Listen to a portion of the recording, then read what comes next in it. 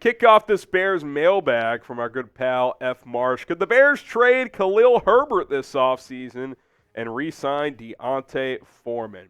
You know, the running back situation moving forward is going to be very, very interesting. And Khalil Herbert, who's been a good player for this franchise, has one more year on his rookie contract. He just doesn't look right now. Like, since that high ankle sprain, he just doesn't look the same. The burst is not there. He looks slow to me, which makes me think he's not fully healthy for whatever reason, which, look, high ankle sprain for a running back, that's a pretty difficult injury to come off of. You look at the stats, pre-injury, post-injury, I mean, it's clear. It's not the same player. I mean, the production per carry is literally half since he's come back from the injury. He was averaging 5.3 before, 2.7 after. Last year, he led the NFL in yards per carry at 5.7. And holy smokes, we'll get to Michael Horowitz in a second. Boom! Stay tuned for that. But there's no doubt that D'Onta Foreman, who he's not going to give you a bunch of those big-time explosive runs, but he's solid 4 or 5 yards. He's going to wear you down. You know, defenders don't like tackling him in the fourth quarter. You got him for $3 million. I mean, if you can flip Herbert for a late-round pick next year, re-sign Foreman for a similar contract, you could roll with him and Roschon next year. I'm not out on Khalil Herbert. I'm just saying it's an interesting idea. You know, to me, he's your third best running back right now. I think Foreman and Roschon are both better players at this exact moment. Now, should the Bears trade Khalil Herbert this offseason? Type T for trade or K for keep. Let us know in the comment section down below. T for trade or K for keep. Let's go to Posey Jones, and then we'll get to Horowitz, and then we'll catch up on these other supers. He says, I am 100% behind Fields. However, he misses a lot of open receivers. Does miss some guys. Defense gets an A+, offense gets a C. O-line is pretty good except center. Still fire Flus and Getsy. Marvin Harrison will go number 1 to the Bears. I'm open to MHJ at number 1. I'd rather trade down to like 3 and get him, but if you're worried you can't find a trade and still get him, then sure, take him at 1 if you don't want to draft a quarterback. Defense has been great recently, Posey, no doubt about it. Offense continues to be up and down. I'd give it higher than a C. You still scored 28 points in a divisional game in cold weather. I'd give it like a B-, but yeah, good stuff, Posey. Appreciate it. Michael Horowitz, boom! $100 super chat. He says, bear down. Can we get the bear downs going in the chat for our guy, Michael Horowitz? You're going to get a sticker on our Bears Now Helmet Hall of Fame. Michael, I don't have it in here in the studio right now, but I will add a sticker for you. You are a real one.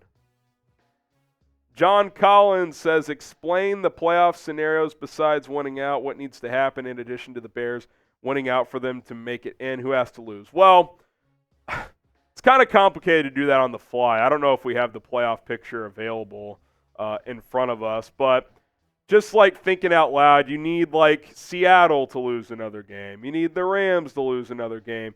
You're going to need the Packers to at least to lose one more. And quite frankly, the Vikings getting to 7 kind of sucks. I mean, that team is not a playoff team without Kirk Cousins, but they might get in because, you know, at 9-8, that's probably going to get them in. You look at the traffic. I can't give you specific scenarios because I don't know what all the tiebreakers are going to be. I will say this, though. You don't have a head-to-head over Tampa, so it's probably better if them or the Saints win the NFC South because you lost to both of those teams.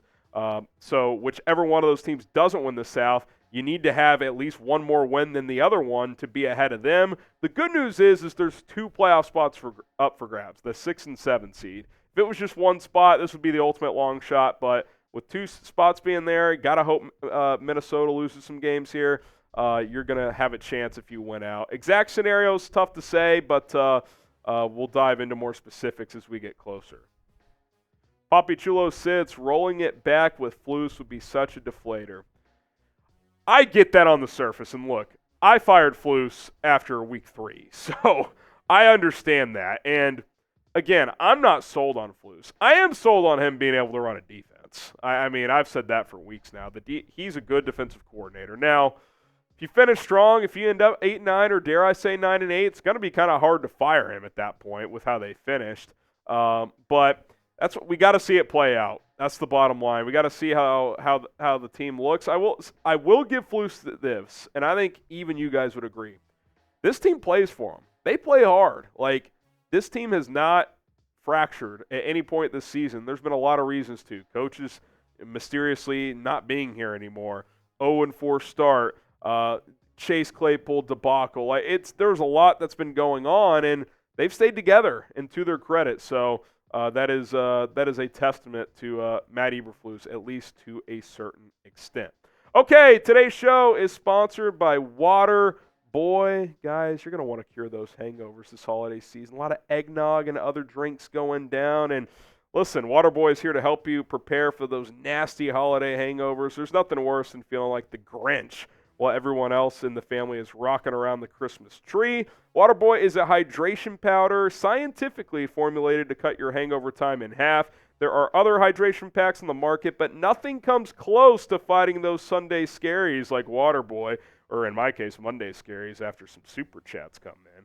With 0 sugar and 3 times the electrolytes of Liquid IV, your hangover will stand no chance with Water Boy. Unlike their competitors, Water Boy has added specific ingredients just beyond the hydration to help with nausea, anxiety, and fatigue. We all know that hydration alone isn't enough to help after a holiday bender. And it's not just for you. This is a perfect stocking stuffer for your siblings, your parents, etc., your loved ones. Show them you care about their well-being this holiday season. So here's what I want you to do.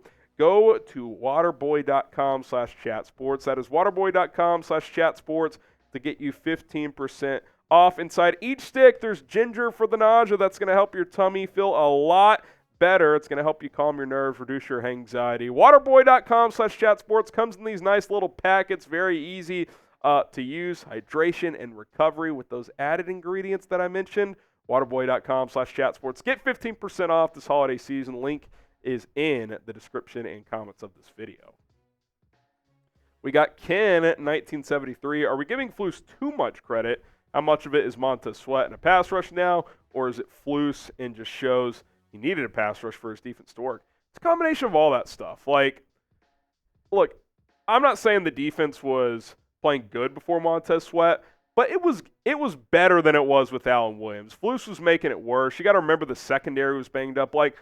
If you don't have players, I don't care who the coach is, you're going to have limitations. Now, sure, you bring in Montez Sweat, that's going to make a guy like Matt Eberflus look better. I'm not saying Flus is just some defensive wizard that is making, garbage turn into gold. He's got some pieces to work with now, but I do think we have to give him credit. If I'm going to be super critical of the guy, I'm going to give him credit when he deserves it. Again, I still am not sold on him as a head coach, but as a defensive coordinator, as someone that these players are still fighting for, we're seeing those things. He deserves credit for that.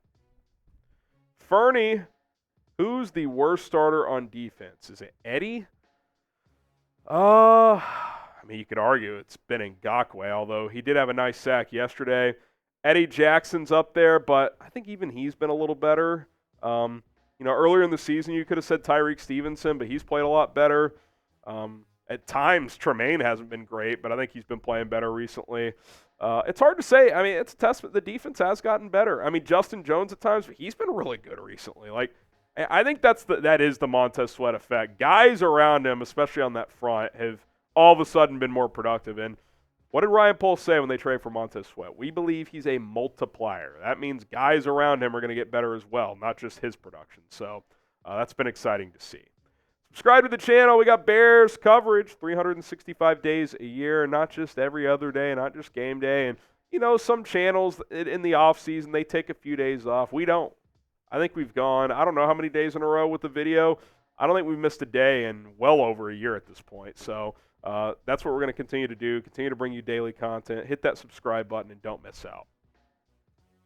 Brandon 300S, first pick in 2 years and not drafting a QB is crazy. If Caleb and Stroud turn to Hall of Famers and JF1 stays the same, we will be pissed. Stroud is better than JF1 now. That is interesting. Would Stroud right now in Chicago have the Bears better than where they're at? Would Justin in Houston have the Texans where they're currently at? Because fit is a lot of this stuff, right? And look, Stroud's been great. I am not dismissing that whatsoever. I will dismiss this, though. If Justin stays the same, he's not staying the same, though. He's improved this year. The numbers show that. If you're saying he's not going to improve anymore, okay, sure. Obviously, if you keep him, you're banking on him continuing to improve, especially if you continue to improve the roster. Yeah, look, Brandon, I've said this. I'll continue to say it. If you think Caleb Williams, Drake May, or hell, anyone else, Jaden Daniels, I don't care, insert that quarterback, is going to be clearly better than Justin Fields. Like, if you're convinced of that, then you should draft him. If you're unsure, then you should keep Fields because you at least know what you have there and you hope he keeps improving and you build around him. That's the decision. The decision in a lot of ways, yeah, Fields controls some of it, but some of it is just the Bears' evaluation of these draft quarterbacks, how they feel about those guys. DC Viper, was the Edmonds signing an overpay? Yes. He's playing better. That's good. He's still a good player, but it was an overpay. Both those things could be true. I thought yesterday was one of his better games. He was around the football a lot, but still misses too many tackles for me.